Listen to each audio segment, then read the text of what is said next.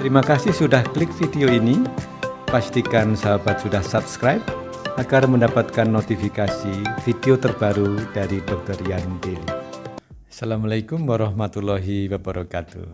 Sahabat sekalian, bertemu kembali dengan saya, Dr. Yan. Hari ini kita membahas pertanyaan yang pendek, tapi penjelasannya harus cukup dalam nih. Dari Ibu Motion Susan menanyakan, penyebab mutasi gen itu apa, Dok? Sahabat sekalian, pertanyaan ini tentunya dipicu karena memang pada beberapa sesi saya dalam menjelaskan beberapa jenis perjalanan penyakit tumor atau kanker menyebutkan bahwa ada mutasi gen dan sebagainya. Nah, apa itu mutasi gen? Sahabat sekalian, gen kita itu dibentuk dari untaian asam amino. Nanti saya jelaskan, tapi memang tidak terlalu detail.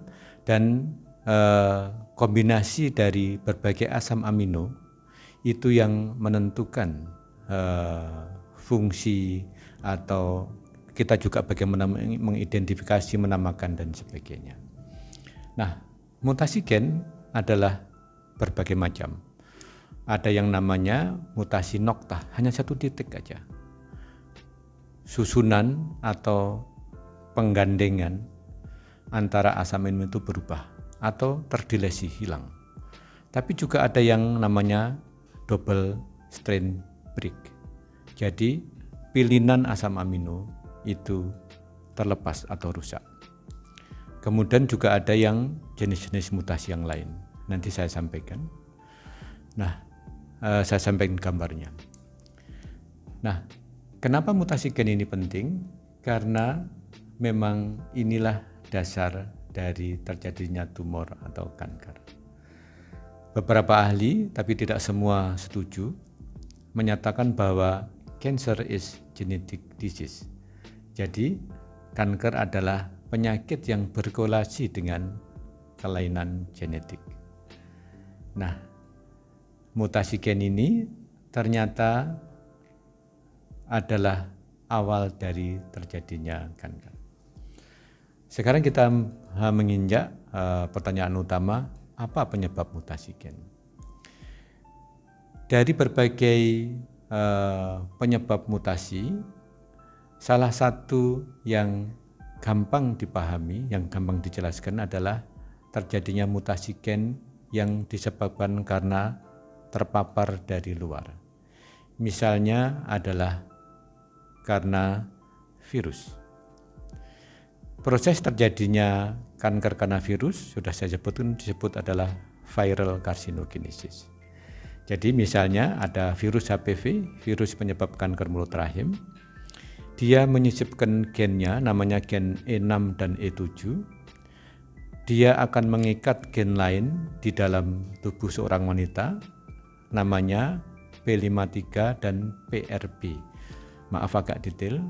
Nah, ketika hal itu saling berikatan, maka akan merubah perangai sel.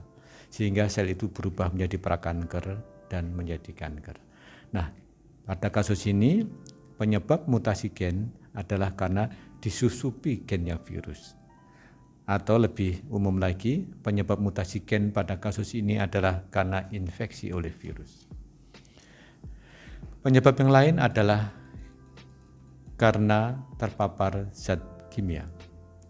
Zat kimia itu bisa karena makan makanan yang mengandung zat kimia tertentu secara berulang-ulang, atau misalnya paparan berbagai zat kimia, tanda kutip yang tidak baik, yang katakanlah sebagai racun yang terkandung di dalam asap rokok pada seorang perokok yang berat dan sebagainya. Nah, itu juga bisa menyebabkan mutasi gen. Kemudian juga misalnya mutasi gen bisa dipicu karena X-ray, pemeriksaan sinar röntgen yang berulang juga bisa memicu terjadinya mutasi gen. Bahkan juga bisa dari lingkungan. Lingkungan misalnya paparan sinar ultraviolet pada kelompok populasi dari misalnya Kaukasoid, dari orang-orang Eropa, di mana zat melaninnya tidak terlalu tinggi, warnanya kulitnya putih, itu bisa memicu mutasi gen yang menginisiasi kanker dari kulit. Kemudian juga bisa misalnya pemberian kemoterapi yang berulang dengan menggunakan zat kemoterapi yang itu saja juga bisa memicu suatu mutasi gen yang juga bisa memicu timbulnya kanker lain. Sehingga kita lihat bahwa banyak penyebab mutasi gen itu dari yang kelompok eksternal, dari luar tubuh. Apakah ada pemicu yang dari dalam tubuh? Ada. Jadi tubuh sendiri kalau memproduksi zat tertentu yang berlebihan, tetap juga bisa memicu terjadinya mutasi atau perubahan gen. Contohnya adalah hormon. Jadi hormon wanita yang sangat penting, estrogen, apabila dia diproduksi berlebihan, tidak diikuti dengan dikombinasi dengan munculnya atau normalnya kadar progesteron, disebut anopos estrogen, maka dia juga bisa memicu mutasi gen. Mutasi beberapa gen yang memicu misalnya perubahan pada kanker endometrium, kanker rahim atau kanker payudara. Nah, di situ juga dipicu dari yang menginisiasi adalah zat yang diproduksi oleh tubuh sendiri. Nah, inilah jawabannya bahwa ternyata mutasi gen itu bisa bermacam-macam mutasinya dan juga bisa bermacam-macam penyebabnya. Sahabat sekalian, tubuh kita sebenarnya mempunyai sistem pertahanan yang sangat baik apabila menghadapi mutasi gen. Kita mempunyai gen tertentu yang menjaga gen lain, unik sekali. Jadi namanya gen MMR, mismatch repair. Artinya gen ini bekerjanya menggerakkan suatu sel untuk bisa mendeteksi sel lain yang mempunyai kelainan genetik atau sudah mutasi untuk direparasi, diperbaiki lagi. Oh, ini sel ini sudah tidak baik nih, kok dia nggak mati-mati, dilihat ada sel yang mutasi, diperbaiki. Nah, kenapa tetap jadi kanker? Ternyata yang mutasi itu lebih kuat dari yang mereparasi. Atau gen yang tugasnya mereparasi itu sendiri, dia sudah mutasi juga. Jadi kalau sudah demikian ya sudah lolos.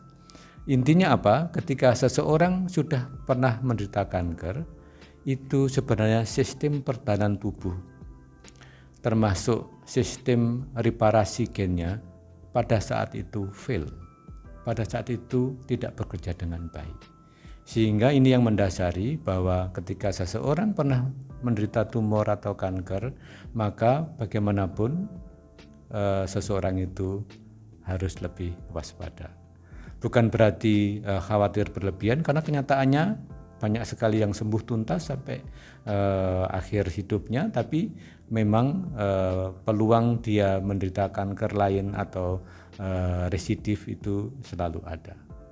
Sahabat sekalian, dalam memahami mutasi gen ini dan asosiasinya hubungannya dengan kanker, juga saya tambahkan bahwa kadang-kadang atau bukan kadang-kadang ada peluang bahwa gen yang sudah mutasi pada seseorang bisa diturunkan ke orang lain.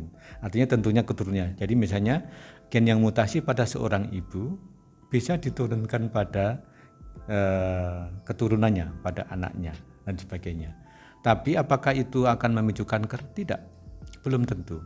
Tergantung pada keturunannya tadi tersebut, ada yang memicu tidak. Itu disebut proto-onkogen. Jadi gen-gen yang sebenarnya kalau nggak diutik-utik, tidak ada pemicunya juga tidak memicu kanker. Tapi begitu ada pemicunya, terpapar hal tertentu, baru dia tanda kutip istilahnya kayak bangun, yang akhirnya bisa memulai tahapan menjadi suatu kanker. Jadi demikian sahabat, pembahasan kali ini cukup detail. Kalau belum jelas silakan ajukan pertanyaan lagi atau sharing pengalaman sahabat sekalian. Demikian, semoga bermanfaat. Let's go Bob alive. We stand by you. See you tomorrow. Mari dukung channel ini dengan memberikan like, share, comment, and subscribe.